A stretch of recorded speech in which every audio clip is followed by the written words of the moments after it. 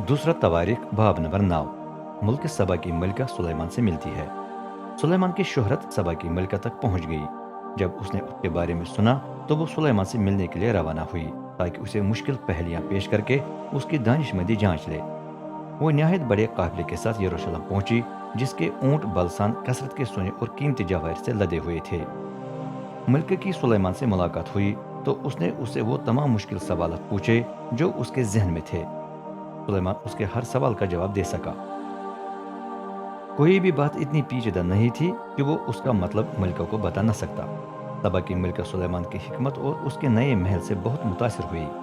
उसने बादशाह की मेज़ों पर के मुख्तलिफ खाने देखे और ये कि उसके अफसर किस तरतीब से उस पर बिठाए जाते थे। उसने बैरून की खिदमत, उनकी शानदार वर्दियों और साकियों की शानदार वर्दियों पर भी गौर किया। जब उसने इन बातों के अलावा बसम होने वाली वो कुर्बानियां भी देखी जो सुलेमान रब के घर में चढ़ाता था, तो मलिका हक्का बक्का रह गई। वो बोल उठी, वाकई जो कुछ मैंने अपने मुल्क में आपके शाहकारों और हिकमत के बारे में सुना था वो दुरुस्त है। जब तक मैंने खुद आकर ये सब कुछ अपनी आंखों से न देखा, मुझे यकीन नहीं आता था। लेकिन हकीकत में मुझे आपकी जबरदस्त हिकमत के बारे में आधा भी नहीं बताया गया था।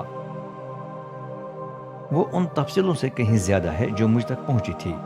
आपके लोग कितने मुबारक हैं, आपके अफसर कितने मुबारक हैं जो मुसलसल आपके सामने खड़े रहते और आपकी दानिश भरी बातें सुनते हैं। रब आपके खुदा की तमजीद हो जिसने आपको पसंद करके अपने तख्त पर बिठाया ताकि रब अपने खुदा की खातिर हुकूमत करे। आपका खुदा इसराइल से मोहब्बत रखता है और वो उसे अब तक कायम रखना चाहता है। इसलिए उसने आपको उनका बादशाह बना दिया है ताकि इंसाफ और रास्तबाजी कायम रखे। फिर मलिका ने सुलेमान को तकरीबन 4000 सेर सोना, बहुत ज्यादा बलसान और जवाहिर दे दिए। पहले कभी भी उतना बलसान इसराइल में नहीं लाया गया था जितना उस वक्त सबा की मलिका लाई। हीराम और सुलेमान के आदमी ओफिर से न सिर्फ सोना लाए बल्कि उन्होंने कीमती लकड़ी और जवाहिर भी इसराइल तक पहुंचाए।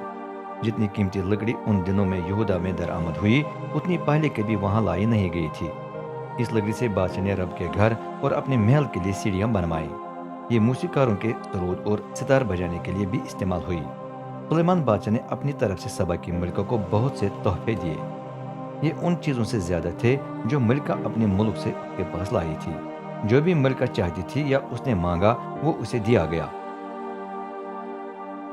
फिर वो अपने नौकर चाकरों और अफसरों के हमरा अपने वतन वापस चली गई। सुलेमान की दौलत और शोहरत। जो सोना सुलेमान को सालाना मिलता था उसका वजन तकरीबन 23,000 सेर था। इसमें वो महसूल शामिल नहीं था जो उसे सौदागरों, ताजरों, अरब बादशाहों और जिलों के अफसरों से मिलते थे। ये उसे सोना और चांदी देते थे। सुलेमान बादशाह ने 200 बड़ी और 300 छोटी ढालें बनवाई। उन पर सोना मंडा गया। हर बड़ी ढाल के लिए तकरीबन 7 सेर सोना इस्तेमाल हुआ और हर छोटी ढाल के लिए 3.5 सेर। सुलेमान ने उन्हें लेबनान का जंगल नामी महल में महफूज रखा।